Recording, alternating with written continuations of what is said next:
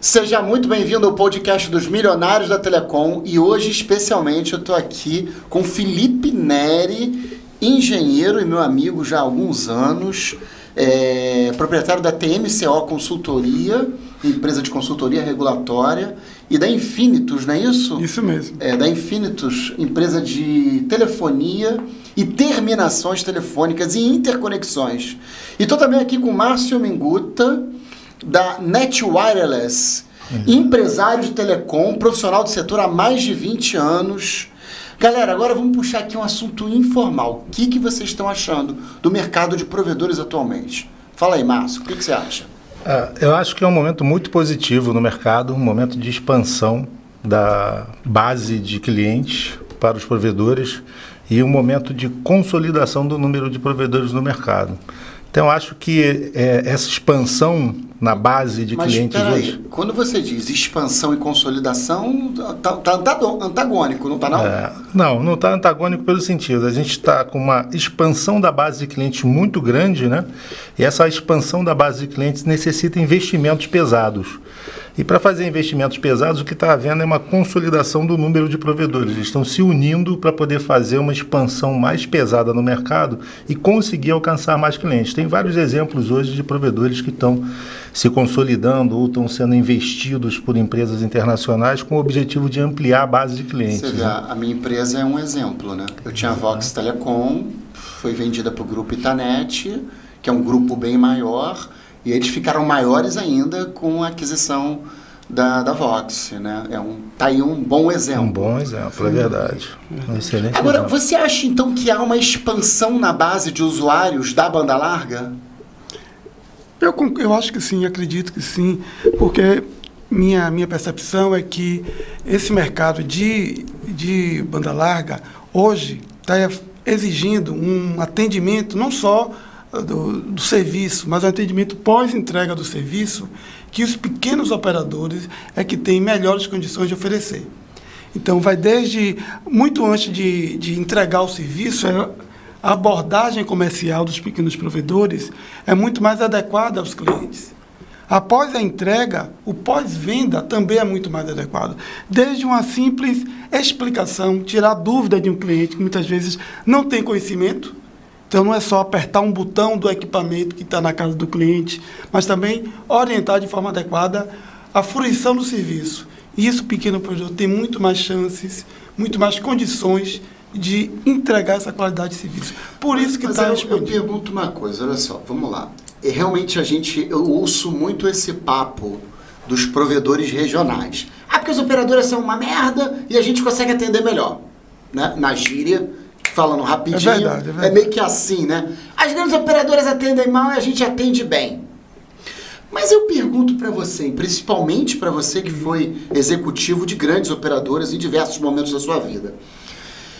O problema é um limite gerencial.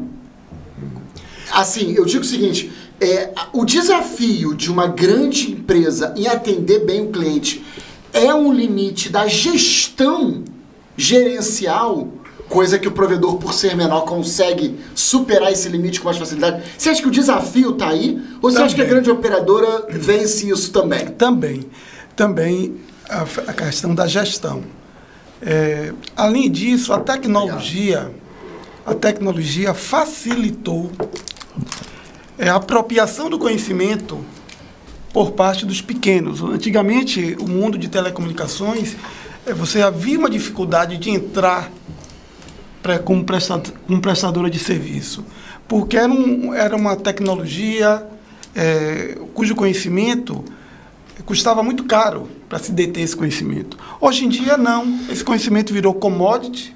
Então, essa barreira do Estamos aqui, nesse momento, divulgando o conhecimento que eu não tive no passado quando eu montei meu provedor. Pois é. Era uma barreira de entrada. Hoje em dia, não é mais barreira de entrada. Então, essa questão do conhecimento e de como você transformar esse conhecimento numa prestação de serviço, ela já foi ultrapassada pela grande maioria dos provedores. Então, isto posto, aí você vai agora, como é que você atende um determinado cliente. E vou dizer mais, não é só no interior das cidades, dos estados. Por exemplo, aqui no Rio, ontem eu estava conversando no prédio onde o meu escritório está localizado, com uma pessoa que desenvolve trabalho de TI. E o coworking onde meu escritório está, chamou ele para montar um cabeamento estruturado, montar a infraestrutura. Montar uma redezinha lá. O coworking, pois ele já está prestando serviço no prédio inteiro. O prédio que é dominado por grandes operadoras. Não, mas aí ele está prestando serviço de TI ou da internet? De internet. Mas por que a operadora não vai lá e vende internet para quem está precisando? O cara teve que montar um provedor no prédio. Não, todo prédio já é atendido pelas grandes operadoras. Mas, de fato, não atende. E aí o TI montou um provedor dentro desse prédio e está atendendo outros clientes dentro do prédio. Está atendendo. Ontem eu tive a curiosidade, acompanhei ele em 2 visitas. Então, uma das visitas tinha um provedor... Precisa dar licença da Anatel e contratar a TMCO para tirar. Já combinamos, ele vai contratar a minha empresa para tirar a licença.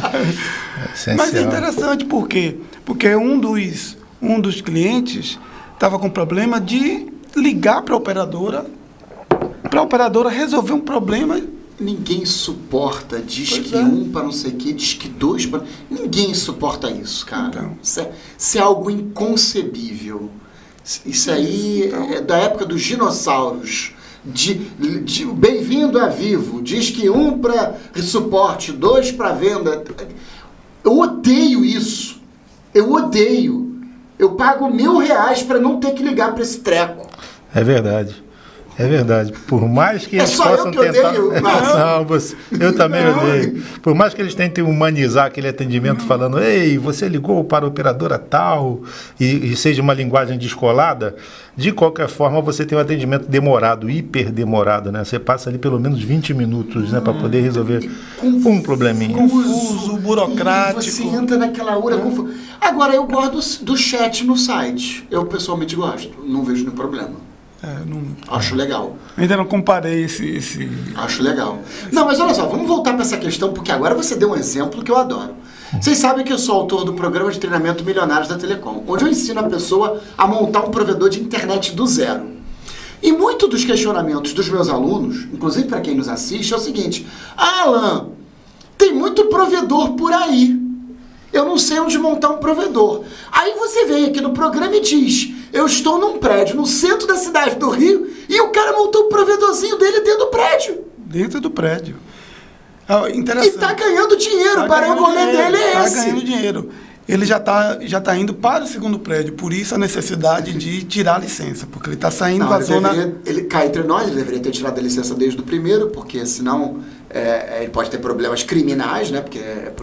Vender telecomunicações sem a licença outorga na Anatel é crime. A gente pode discutir, porque está dentro de uma zona totalmente privada, a gente pode discutir esses aspectos. É discutível isso? É discutível. Não, pode discutir aqui agora. É discutível, mas eu queria primeiro falar o seguinte: ele negociou com o prédio criar um pequeno data center no subsolo do prédio. Então, o próprio síndico, muito chateado porque precisava implantar a internet no prédio, permitiu que ele fizesse isso, fechou um contrato com ele. Um data center não, uma locação de espaço. Uma locação de espaço. Uma locaçãozinha de espaço. Ele deve ter botado um rackzinho lá e tal. Rack, botou servidores. E, a partir disso, ele está vendendo o quê? Está vendendo serviço de TI, virtualização de servidores, firewall. Interessante. Internet para o cliente, mas também vendendo e-mail. Então, isso é um movimento que já tinha acontecido no Brasil na época de 95, 96, né? O que dificultava a ação no Brasil dos provedores de internet era a excessiva regulamentação do mercado, a proteção às grandes empresas. Então, você tem casos como São Paulo Atrium Telecom, né? Que ela fazia telecomunicações nos prédios que ela construía, né? E fornecia isso para os clientes. O que não deu certo? A história da Atrium era dessa forma? Exatamente. Os prédios que ela construía, ela implantava também um sistema de telecom e para atender o próprio prédio. Para atender o próprio prédio. E a regulamentação excessiva e aquelas questões legais de você ter que fazer troca de tráfego entre as grandes operadoras, você tem que fazer você que teve STFC sabe que você tinha que fazer aquele interconexão e tinha que pagar pela interconexão. Aqui com o maior especialista especialista em interconexão que eu já conheci na minha vida. E não estou puxando o teu saco, porque garanto para você que em 5 anos de estudo e implementação de STFC, conversei com diversos profissionais da área de interconexão e nunca vi ninguém entender tanto de interconexão quanto o Felipe Neri. Obrigado. Modéstia à parte, é uma área que eu gosto de trabalhar. Agora, é claro que assim, eu toco um pouco nesse assunto, até nos meus vídeos, no meu canal, porque é telefonia de fato, né? A telefonia TDM de fato, e telefonia voz também, está muito em queda. Então, realmente, eu acho hoje pouco usual, mas ainda tem um mercado bacana. Mas isso voltou na história da Atrium, não é isso? E como é que é essa história? Então, a Atrium Telecom, nos idos de 96, 97, até os anos 2000 ali, não só a Atrium, mas outras empresas de telecomunicações nasceram com esse propósito de quê? Da deficiência que as grandes operadoras tinham de entregar serviços nos condomínios que ela construía. E aí houve naquela época um boom de empresas de telecomunicações que construíam essa infraestrutura dentro do prédio. Aqui no Rio de Janeiro, aquele Via Park Offices é um exemplo, né?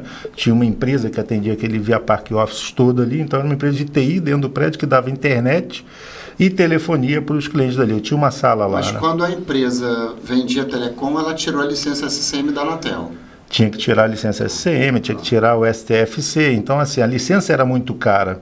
Isso acabava... R$9.000 na época e uma documentação morosa para tirar, além das exigências do CREA, que até hoje existe essa exigência, mas a Anatel hoje fechou os olhos para isso, graças a Deus. Exatamente. Não, fechou os olhos. Ela permite hoje em relação ao quê? Em relação ao CREA, você hoje tira a licença sem apresentar o CREA. Não tira a licença sem apresentar o CREA. Você tira a dispensa sem apresentar o CREA. A dispensa tira. Mas ela permitiu uma coisa, um avanço foi permitir que o Conselho de Técnicos também pudesse emitir ela não permitiu, na verdade... Houve um movimento que criou-se o Conselho de Técnicos Federais. Isso. E aí, enfim, essa coisa dividiu. Só que eu acho que isso criou mais um problema do que dividiu. O Brasil é meio complexo para essas coisas. E é bom que a gente fale de regulamentação. Se eu estiver errado, também me corrija, claro, tá? Claro, eu posso ter errado. Só um parênteses. Tá, então, o requerimento da Anatel quanto a empresa ter um responsável técnico, então não é CREA, pode ser um CREA, pode ser um engenheiro, pode ser um vulgarmente a gente fala, como é que é? Tem que ter o CREA, né? Um responsável técnico. Tem que ter um responsável técnico. E faz sentido para a Anatel ter essa exigência. Faz totalmente, então, totalmente. Como requisito, é super importante. Não é que a Anatel faz essa exigência, é que essa exigência está na lei. E a Anatel precisa cumprir a lei. E aí a Anatel não pode, admitir uma concessão para uma empresa que não tenha um técnico responsável. Sim, mas eu quero tocar no ponto que é melhor você nivelar a qualidade de obter uma licença por cima do que você nivelar por baixo, entendeu? Eu já discordo, e é até bom a gente discordar no programa também, quem está nos assistindo. Porque assim, eu acho assim, o que a Anatel... Primeiro vamos aos fatos. A Anatel, hoje você tira a dispensa sem apresentar isso. Mas a Anatel fala, você tem que ter. A Anatel fala, você tem que ter. Se você não tem, é um problema teu. Ele pode ser fiscalizado pelo CREA ou pelo CFT e ser multado. Mas a licença, de fato, a dispensa, a outorga, ele já tirou, sem ter apresentado para a Anatel. Aí agora a gente volta para essa discussão de que tem que ter ou não tem que ter. Eu acho, pessoalmente, que não deveria precisar. Eu acho que não deveria precisar. Por quê? Porque eu acho que isso burocratiza e isso é seletista para uma classe. Eu volto ao exemplo desse rapaz de TI que faz um bom trabalho nesse prédio. Talvez ele não seja um técnico industrial ligado ao CFT e não seja um engenheiro com CREA. Mas ele está ali fazendo um bom trabalho. E eu não acho que essa prestação de serviço tenha que ter esse registro. Não é igual uma ponte que você constrói que tem que ter uma RT, porque se a ponte cair, tem que ver quem fez aquilo. Não, telecom. Tem alguns aspectos que sim. Você, por exemplo, vai prestar serviço de telecomunicações para um hospital. Não pode parar. Que o cara está lá operando remotamente. Então, você tem que ter uma responsabilização técnica na prestação daquele serviço. Obviamente que a Anatel não está no dia a dia de nenhuma empresa. Mas ela, como órgão, minha opinião é que ela precisa nivelar essa situação de entrada por cima. Eu já acho que as exceções inclusive, se sobressaem a maioria. A maioria das prestações de serviço de telecom não é de tão alto risco, não é de tão criticidade a ponto de precisar desse responsável técnico. Mas a gente não pode admitir, minha opinião é que a gente não pode admitir o fato de não ter uma criticidade no dia a dia para não se preparar para isso. Porque no dia que aconteceu um problema, aí foi tudo por água abaixo. Eu entendi o que você falou. O que você acha, Eu concordo com o Alain em parte, mas em grande parte. Por quê? Porque existe uma questão que a gente não está acostumado no Brasil, que é a questão que você falou da responsabilização. Se alguém tira a carteira de motorista, ele atropelar alguém, ele é responsabilizado. Se alguém abre um provedor e comete um erro, ele tem que ser responsabilizado. Se não é o engenheiro, o responsável técnico que vai dar essa credibilidade, por exemplo, do serviço não parar. Tanto é que tem prefeituras no interior que estão trocando grandes empresas por pequenos provedores na prestação de serviço da rede deles. O que acontece é o seguinte, aonde é que eu concordo em parte? Ontem eu estava vendo isso no site da Anatel e parei para refletir sobre esse tema. Quando eu vi lá a exigência do CREA, me veio a reflexão. Por que a necessidade de um responsável técnico, né? Porque um mínimo de conhecimento. Deveria ter um mínimo de conhecimento. Talvez contratar um técnico, talvez não ter um responsável técnico, mas você ter um corpo técnico dentro da empresa é necessário, a prestação de serviço. Não você ter a obrigatoriedade de você chegar e vou ter uma anotação de responsabilidade técnica no CREA ou não. Você tem que ter um corpo técnico. O mercado poderia regular isso tranquilamente nos seus editais de compra e etc. Você tem que ter um técnico ali... então você diz que não precisa... Então sua opinião diz que você não precisaria ser uma exigência do governo, do órgão regulador, mas que o mercado na contratação fizesse essa exigência. Exatamente, a exigência. Então, por exemplo, um hospital, na hora de contratar, só contrataria provedores com esse requisito. Porém, que esse requisito não fosse estatal. Que hoje é um requisito estatal. Mas é uma regulação que priva muita gente de estar no mercado hoje. Veja bem, não é a Anatel que exige. Não é a Anatel, não estamos falando disso. Ela só segue a lei. CREA, e a lei diz que a empresa a lei dos CREAs e telecomunicações precisa ter um responsável técnico. É o CREA. É uma exigência do organismo que administra a categoria. A Anatel só exige a apresentação de uma coisa que a lei diz. Isso. Agora, o importante é ter a responsabilização. A empresa presta um serviço e alguma coisa deu errado ali e a empresa é responsável. Existe a responsabilização técnica. Existe toda a responsabilização administrativa, que não é a responsabilização técnica, propriamente dito. Então, o técnico responsável, que pode não ser da empresa, pode ser um consultor, ele vai se responsabilizar por determinadas atividades. Por exemplo, eu vou prestar serviço à rodoviária e tenho que implantar um bastidor que vai consumir determinado nível de energia. Obviamente que o conhecimento do dia a dia pode levar uma pessoa a imaginar que, eu vou ligar esse fio aqui, vou ligar nesse equipamento e vou ligar ali naquele disjuntor e vai dar tudo certo. Pode ser que dê certo.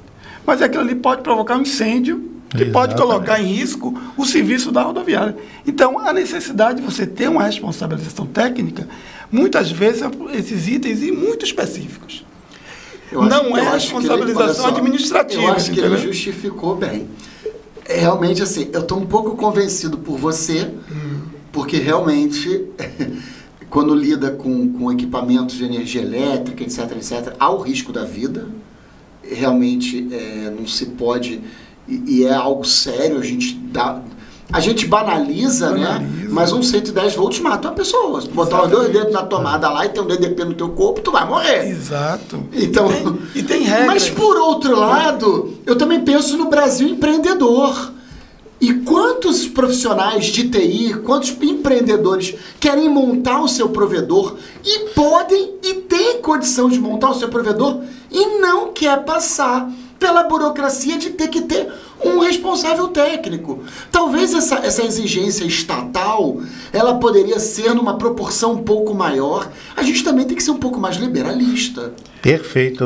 Eu queria comparar aqui, vamos imaginar uma pessoa abrindo uma serralheria no Brasil e abrindo nos Estados Unidos. Isso. O cara vai abrir uma serralheria nos Estados Unidos, ele é um cara sozinho, está lá nos Estados Unidos, na garagem dele abre uma serralheria.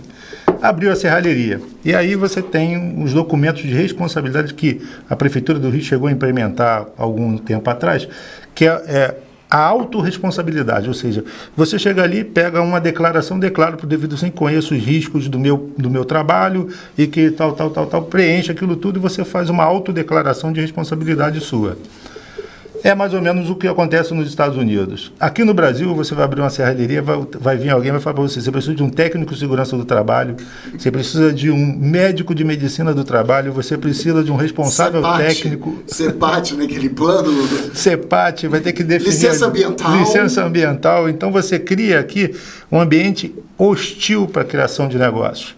Quando, na verdade, você tem que... Concordo que a gente tem que ter alguém de conhecimento técnico, que eu vou tocar num ponto que tem me chamado muita atenção e é crítico, que eu queria muito que você tocasse no programa hoje, são os postes pegando fogo na rua. Sim. Por quê? Porque cai dentro daquilo que ele falou. Os técnicos que estão indo fazer instalações no poste, muitas vezes puxam a alimentação de 110 ali do próprio fio. Faz um gato ali. Faz um gato ali no poste e isso tem causado incêndios em toda a cidade.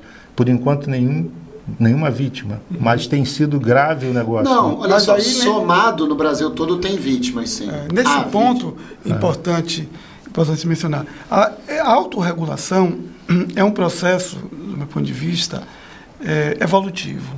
Evolutivo. Hoje em dia, por exemplo, nos prédios, hoje cada prédio pode fazer a sua verificação do que o prédio precisa em termos de infraestrutura e fazer uma autodeclaração de que já fez a vistoria, né? E não precisa que a prefeitura vá vistoriar. Você faz um... Aí se der uma merda, tipo assim, o prédio caiu, aí vai em cima do síndico, por que não fez a autovistoria? Sim, mas aí agora... Ok, mas o prédio teve que cair aqui no Rio para implementar a autovistoria. Exato. Foi no Rio que caiu o prédio. Lá não sei se foi lá no centro da cidade, na 13 de maio, aquele prédio que caiu, o prédio caiu inteiro. Isso. Que no último andar eles fizeram uma reforma tirando todos os pilares, sem um engenheiro ter noção daquilo. E aí o teto caiu no primeiro e foi caindo no restante. Isso. Mas a autovistoria sempre requer um responsável técnico. Sim, aí vai um engenheiro que vai lá e atesta que tem coisa certa e que tem coisa errada. Então, quando você coloca em risco vida de pessoas, ou sistemas críticos, ou em outros sistemas que são importantes para a prestação de serviços públicos, você tem que ter, do ponto de vista do órgão que faz a gestão disso, uma responsabilização técnica formal. Entendeu? Mas telecom, qual é o perigo à vida? Se você instala um bastidor... Qual é a criticidade que pode ter em telecom? Tirando a parte elétrica, que sim, deve ter um eletrotécnico responsável ou um engenheiro. O responsável técnico da empresa, ele é responsável técnico pelos projetos da empresa. Então, vai fazer uma instalação externa, vai usar um bastidor, vai alimentar... Eu vou, por exemplo, prover um serviço de telecomunicações e instalo mal um bastidor aéreo e cai em uma pessoa... O responsável técnico está lá. Está lá. Então, você tem que... O responsável técnico e a própria empresa, ao fazer esse tipo de projeto, ela tem que se perceber responsável por isso e contratar um responsável técnico por isso. Agora, eu não vejo isso como burocracia se isso entra na cultura das empresas, das pessoas. Isso faz parte do jogo. Por outro lado...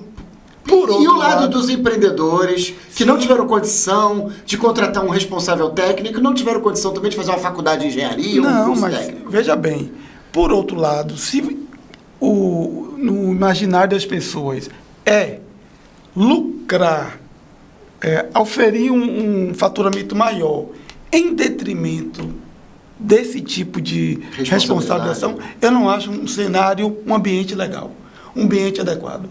Você passa a competir uma empresa com a outra. Que eu não vejo pelo lado econômico. Eu vejo pelo lado burocrático.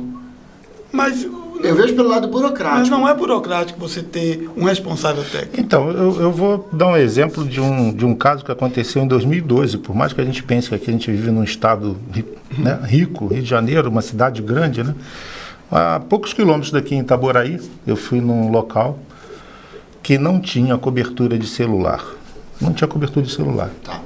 E o que acontecia? Tinha uma hamburgueria no centro da praça, que ela tinha uma internet via rádio. Aquele dono daquela hamburgueria, o que ele fazia? Ele abria o sinal do Wi-Fi para as pessoas em volta usarem a internet dele ali, já que não tinha como utilizar. Então, a praça sempre ficava muito cheia ali. Ele, no fim das contas, acabou se tornando um provedor de internet, que aí ele começou a ligar... Vendeu a hamburgueria, virou provedor. Dá mais dinheiro. Exatamente. Olha, meus futuros alunos do Milionários da Telecom... Telecom da grana, tá? Tem hamburgueiro vendendo hamburgueria para montar provedor. Interessante que está falando de dois nichos de mercado que estão em hambúrguer, porque todo mundo quer fazer hambúrguer artesanal. Todo mundo. Verdade. Como é que é? Duas tendências, né?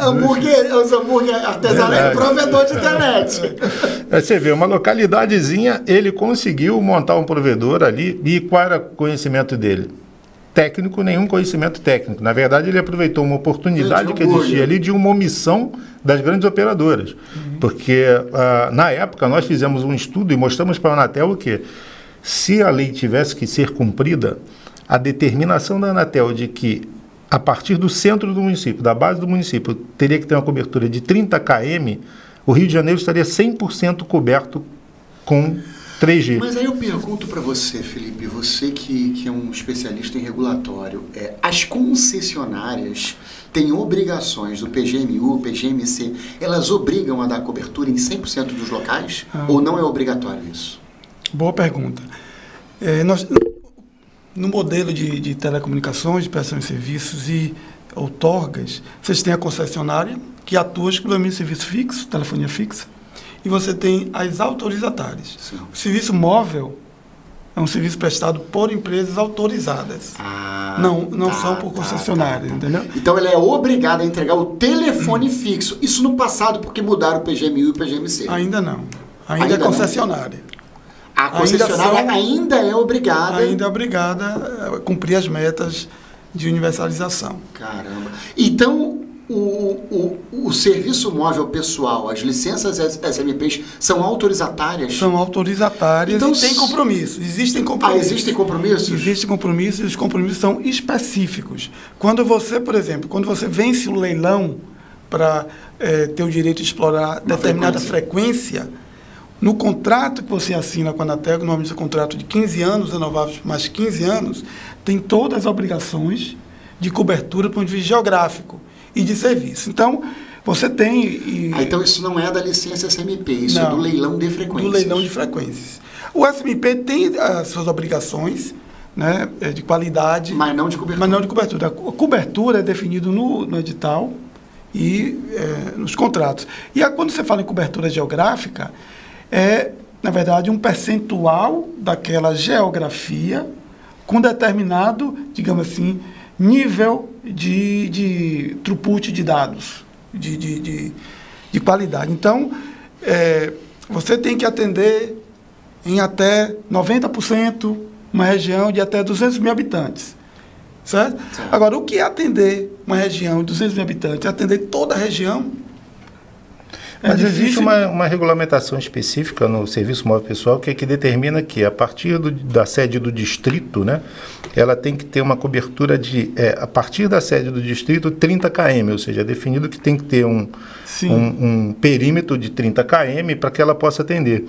E aí nós, quando estávamos trabalhando nessa área de Itaboraí, nós identificamos que, se nós fizéssemos essa marcação a partir do distrito de Maricá, o distrito de Itanguá, o distrito de Itaboraí, o distrito de Rio Bonito, e assim fosse, né, nós teríamos 100% da área coberta por uma determinação da Anatel. Nós, inclusive, propusemos, na época, um termo de ajuste de conduta ao Ministério Público para que chamasse as operadoras, fosse naquele local e determinasse o cumprimento da lei Geral de Telecomunicações dentro do Serviço Móvel Na Pessoal, época não era, 2012. Na época elas tinham que fazer essa... Eu queria ter participado disso. Elas tinham que ter cumprido e não cumpriam. Não, ninguém cobertura no cumpre. local. Ninguém cumpre, ninguém exige também. Uma coisa não. interessante. Quando eu trabalhava na operadora móvel, a gente ganhou o leilão de frequências e a gente tinha que se preparar para, daquele ponto do leilão, da assinatura do contrato, a 2 anos à frente, a gente tinha que mapear, digamos assim, a geografia onde era obrigatória a prestação de serviço, certo? Obrigatória a prestação de serviço. E a Anatel, no momento de aferir a prestação de serviço, ela tinha, né, obviamente, mais recentemente do que essa data, né? Ela ia com o automóvel, com as antenas, ia aferindo. E depois nos fornecia o mapa de onde ela percebeu que o serviço tinha sinal. Agora, muitas vezes o sinal talvez não fosse suficiente para atender a quantidade grande de acidentes, mas tinha sinal. Não tinha um carro atrás do carro da Anatel fortalecendo o sinal, não. Né? Inclusive, a gente não sabia o momento que a Anatel ia dar esse rolé de carro. Então, a Anatel, até nesse ponto, foi uma coisa que me surpreendeu. Ela tinha uma qualidade para fazer as medições, entregar o relatório e exigir, olha... Mas também cá entre nós, o Brasil é um país continental. Continental. Eu ouvi falar numa coisa que eu não sabia, né? 5.600 municípios, isso eu sabia. Mas áreas de sensoriamento, áreas passíveis de ter censo, não de sensores, sensoriamento, de ter censo. Áreas passíveis de censo são 300 mil no Brasil. Eu ouvi isso do presidente da Oi há 2 semanas atrás. Eu ouvi o presidente da Oi falando, contratamos um estudo de uma consultoria externa e descobrimos que o Brasil tem 300 mil áreas de sensoriamento passíveis de implantação de fibra ótica com retorno financeiro. Então, quando a gente fala de Brasil, eu estou falando não de 5 mil municípios, que 5.600 não sei quantos municípios, que já seria um desafio muito grande, mas de 300 mil lugares. Perfeito. Não daria para a Anatel ter carro rodando e fiscalizar a cobertura de operadora móvel de jeito nenhum, nem se ela quiser muito fazer isso, ela faria. Perfeito. E nós voltamos aí com esse assunto que você falou, aquele primeiro tema que a gente falou sobre a expansão dos provedores. Expansão dos provedores, sim. Porque esses 300 mil são as 300 mil oportunidades de negócio que tem. E o Brasil começou a crescer a partir da desregulamentação em 2003, quando criou-se aquela brecha na lei dizendo o seguinte, olha, provedores de até 5 mil clientes não precisam ter mais a licença SCM. Primeiro pela redução do preço da licença por R$400, já ajudou muito, né? E logo 2013, em seguida... 2013, isso. E aí, não foi uma 2003, lei, não foi uma lei, foi uma norma regulativa da Anatel. 2013, uma resolução da Anatel. 614 de 2013, lembro bem dela. Isso, exatamente. Eu lembro bem dela porque eu fiz uma série de vídeos só sobre essa resolução. Interessante, eu queria voltar aqui na questão da oportunidade. Anotei aqui, hambúrguer mais Wi-Fi. Isso mostra o quanto o Brasil tem oportunidade. O brasileiro, né? Empreendedor. Mas porque hoje em dia não se vive mais sem internet. Exato. Não se vive mais sem internet. Sim.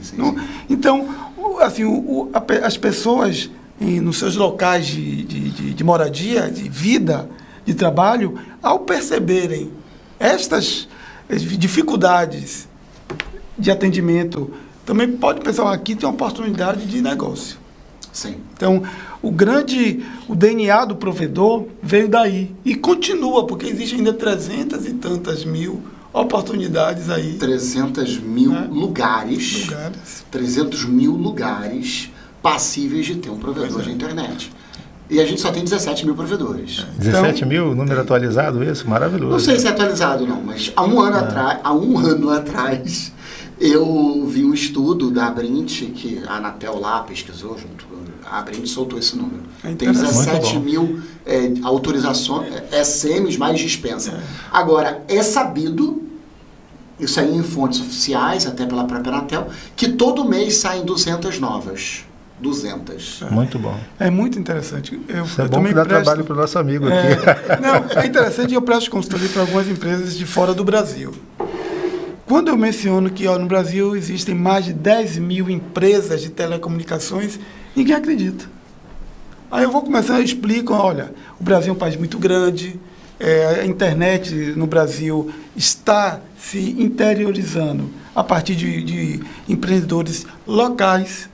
Eles vão ter a noção exata de quão grande é o Brasil. Mas vamos falar aqui um pouco sobre isso. Eu acho que isso se deve à falta de urbanização do Brasil.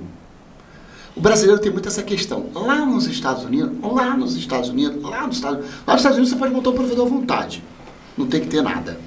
Eu sei porque eu tenho um fã lá, João, da Califórnia. Um abraço pra você, João. Ele assiste vários vídeos meus do YouTube. Só que agora tá difícil ele me acompanhar porque tem vídeo pra caramba. Ele assistia todos, impecáveis. E ele começou a assistir meus vídeos e falou: Alan, me empolguei, vou montar um provedor aqui na Califórnia. E montou um provedor. Eu falei: cara, aí tem que ter licença? Ele: não, tem que ter licença não. Aqui tu pode montar um provedor à vontade, abrir empresa, emito nota. Ele trabalhava num data center na área de descarte.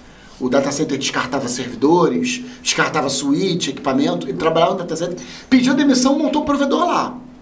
Quero conhecer o João. Para entender um pouco da regulamentação. Aí eu falei: cara, pô, show de bola. E ele montou o provedor, mandou fotos pra mim, mandou foto do POP. Só que o provedor que ele montou é via rádio. Eu falei: tu não pode sair jogando a fibra na rua? Não, Alan, aqui não é bagunça. Aqui vai precisar de um responsável técnico. Aí ele falou o seguinte: olha, Alan, aqui eu posso trabalhar à vontade como provedor, não tem licença, não tem que ter nada. Só que eu não posso sair jogando fibra no poste, porque aqui não tem poste. Tudo é urbanizado e tudo realmente é por dentro da terra. E por dentro da terra ele falou que tem as empresas certas e tem a licença da prefeitura. Mas que lá não tem corrupção com a prefeitura e a licença sai rápido, ele só não tem a grana realmente para construir subterrâneo. Então assim, aí eu volto nesse antagonismo de Estados Unidos e Brasil. Por que lá não tem 17 mil provedores e aqui a gente tem? Porque aqui tem a zona do poste. Cá entre nós, a bagunça do poste que permitiu 17 mil provedores. Perfeito. Se fosse tudo subterrâneo, não tinha. Perfeito. Perfeito, muito bem colocado. Vou refletir. Não acha que não? Não tenho. Eu não conheço o mercado americano para poder me assim, eu não digo americano, mas eu digo no mundo. Aqui qualquer um passa fibra na rua hoje em dia. Nossa. Qualquer um passa fibra na rua. O cara passa fibra ali, basta você ver a Presidente Vargas próximo ao teleporto, tem 500 cabos ali. 500 cabos. Tem cada um uma de uma questão empresa. de fiscalização que... Mas olha só, isso é até uma temática pra gente ficar discutindo aqui, negócio do poste, tem que ter licença. Isso é um tema que eu já tô até de saco cheio de falar desse tema. Até na campanha inventei o movimento O Poste é Nosso, aí muita gente foi contra, muita gente foi a favor, né, e tal. Mas eu não quero ficar falando desse treco. Isso aí não é problema meu, isso é um problema do Brasil. Tá certo. O que eu digo é o seguinte: só tem provedor por causa da bagunça do poste. Isso é fato? Eu creio que sim. É fato? Não acho que seja. Então, talvez essa facilidade dê uma velocidade, uma capacitação para o provedor informal se expandir rapidamente. Tá, tudo bem. Mas o DNA do provedor é a oportunidade. É a oportunidade. Você acha que não é a facilitação do poste? Não. É a oportunidade de negócio. É a oportunidade de negócio. A tecnologia ter se tornado de facílimo acesso. Entendeu? O barateamento da tecnologia da internet. Então, o equipamento microtik, o cara vai numa loja, compra equipamento de 700 prata. Pois é. Em 5 anos, né? A gente tem aí uma realidade. Em 5 anos, por exemplo, eu morei no interior aqui, né? Morei no interior. Fiz Itaboraí, depois eu fui morar em Guapimirim durante um tempo. E como é que você vê o mercado em 5 anos, né? Em 2014, em Guapimirim, como é que era feito o atendimento? Não era fibra FTTH. Os cabos chegavam em cabo UTP na casa dos clientes. Cabo de rede. Cabo de rede. Você tinha lá no poste lá uma caixinha com um switch dentro, dali ele puxava um cabo de rede para dentro da casa do cliente.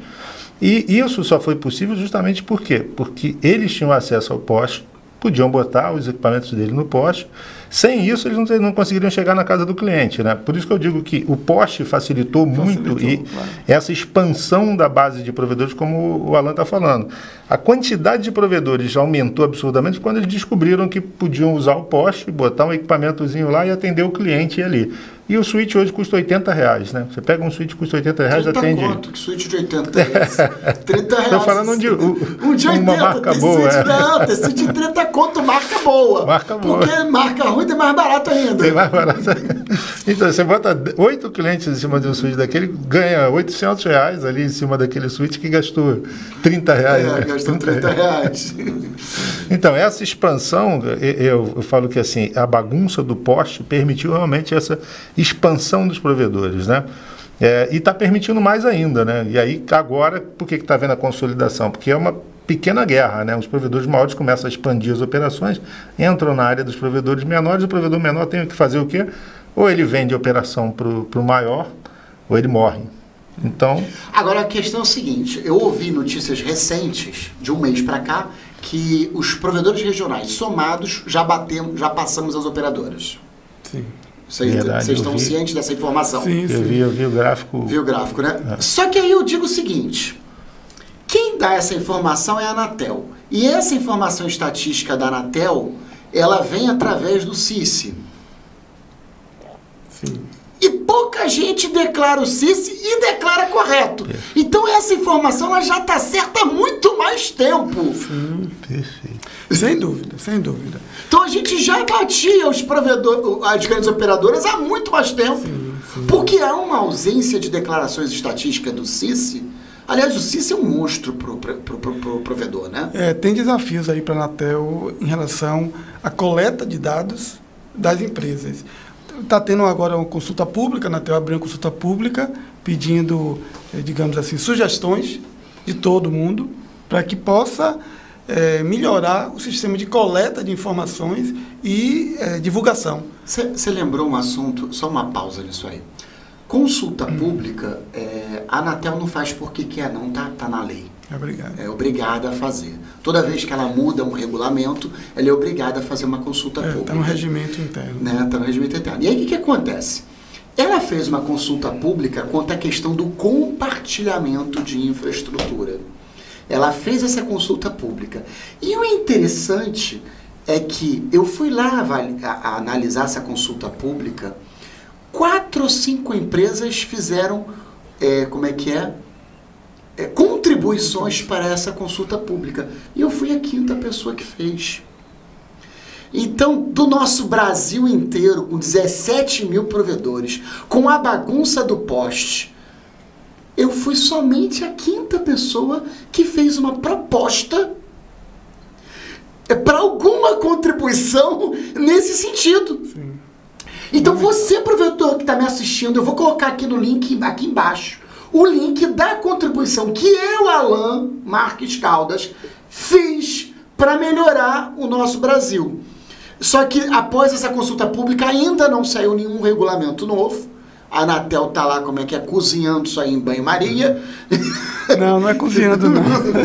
É um processo árduo de produzir uma regulamentação, é um processo árduo. É árduo. Muitas vezes não é assim, não satisfaz a todos.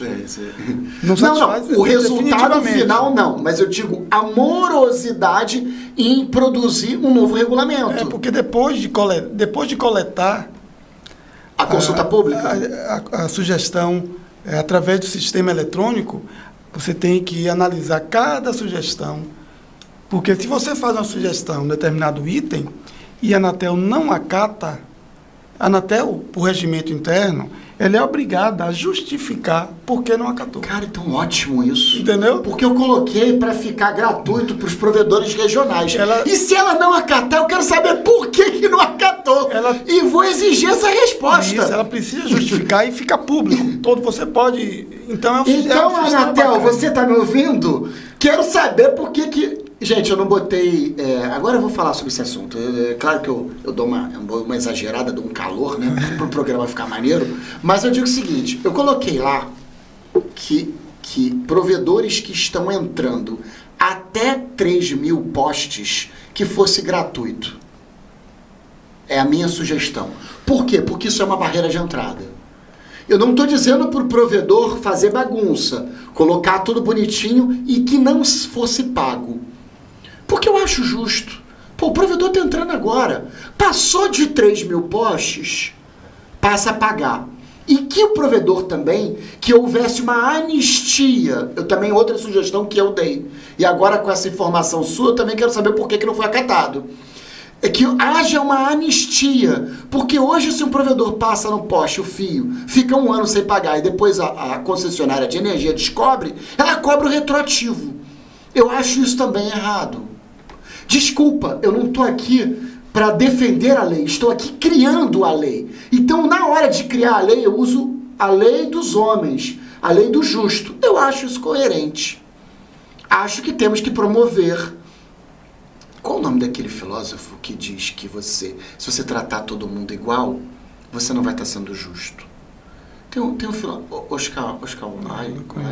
Não conheço. Eu faltei essa aula de filosofia Mas tem uma, essa aula tem um cara que diz isso. Se você tratar todo mundo igual, você não vai estar sendo justo.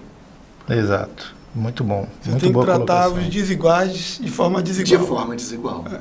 Então, por isso, essa é a minha sugestão, de que até 3.000 postos o provedor regional ficasse isento. Um bom tema. Um bom tema. Minha opinião é que para o pequeno provedor, eu não entraria direto no preço do poste. Eu acho que o preço do poste poderia ser menor. Eu acho que o pequeno provedor, a Brint agora está tendo até um movimento interessante de tentar unificar as negociações de postes para poder unificar o preço e reduzi-lo em relação ao que todo mundo pratica hoje no mercado. Mas eu acho que o preço poderia ser menor. Então, isso iria beneficiar o pequeno. Mas acho que o benefício do pequeno deveria vir de outras áreas, como financiamentos mais adequados. O governo deveria, não a Anatel, mas o governo deveria propiciar um financiamento melhor, uma carga tributária mais adequada, para que... Porque se você flexibiliza muito no poste, você vai requerer um controle. Aquele já tem 3.000, tem 3.001.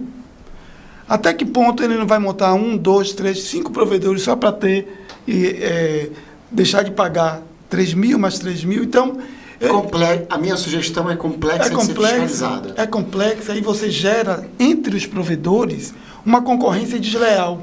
Eu penso nisso que ele falou, o seguinte, 3.000 postes não é muito dinheiro hoje, considerando o valor que a Anatel coloca lá de R$3 e pouco, né? Vamos supor que seja R$12.000.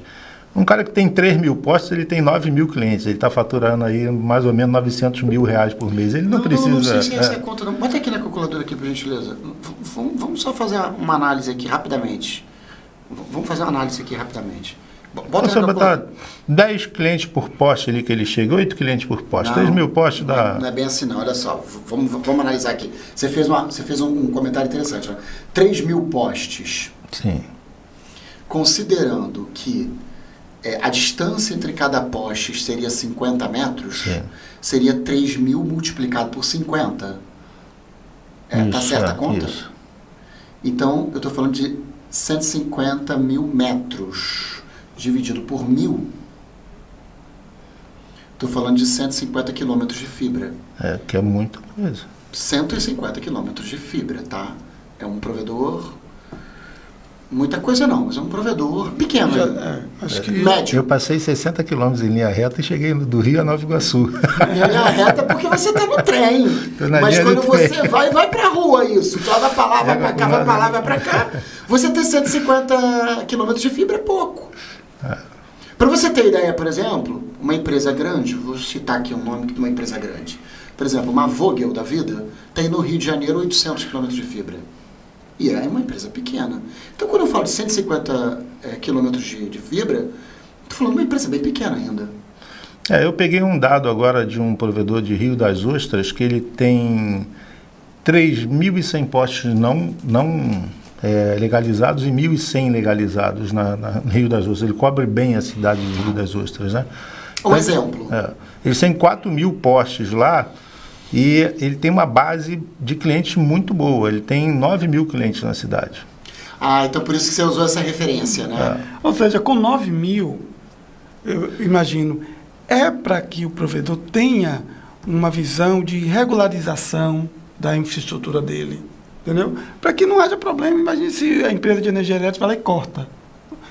Então, eu acho que a cultura tem que mudar nesse sentido. Olha, eu já tenho uma receita adequada, vou regularizar a minha infraestrutura. Aquilo ali, a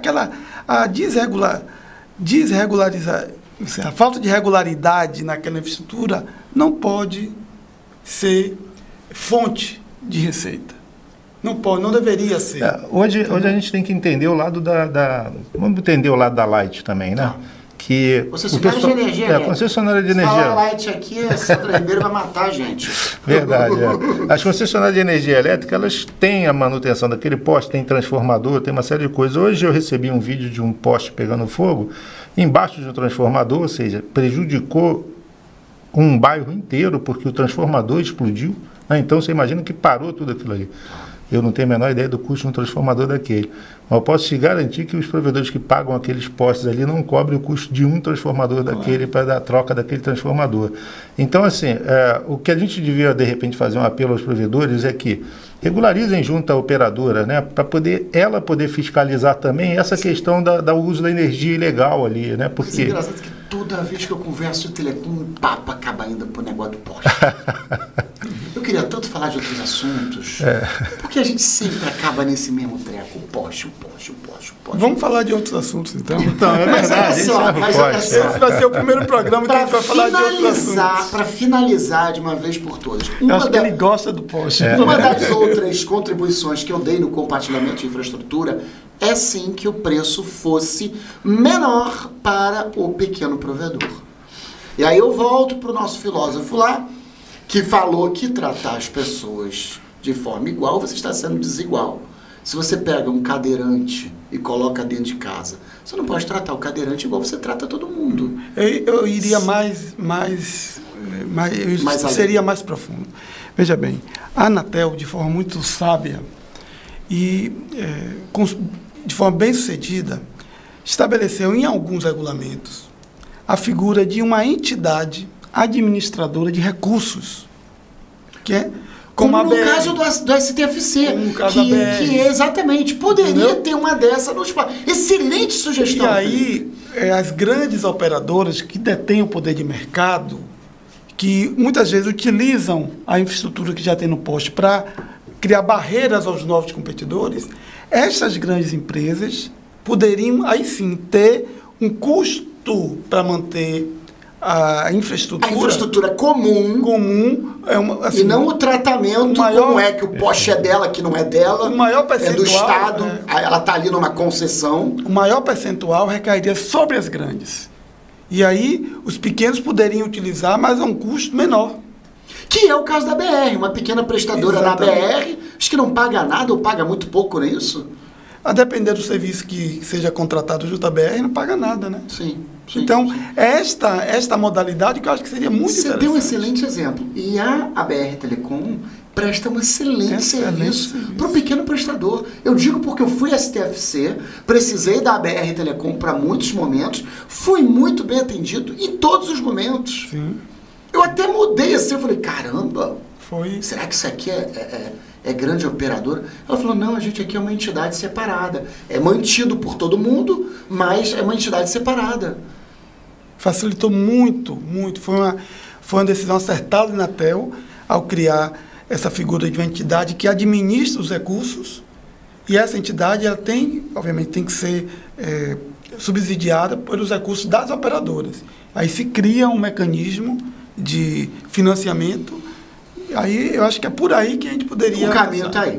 Então vamos fazer o seguinte, a gente tem mais papo para conversar, só que eu já bati 50 minutos de conversa. Vamos dar uma pausa para a gente tomar um café e a gente continua depois. Combinado? Perfeito, combinadíssimo. Obrigado, Felipe. Obrigado, Márcio. Aperta aqui a mão. Obrigado. Obrigado, pessoal. Obrigado.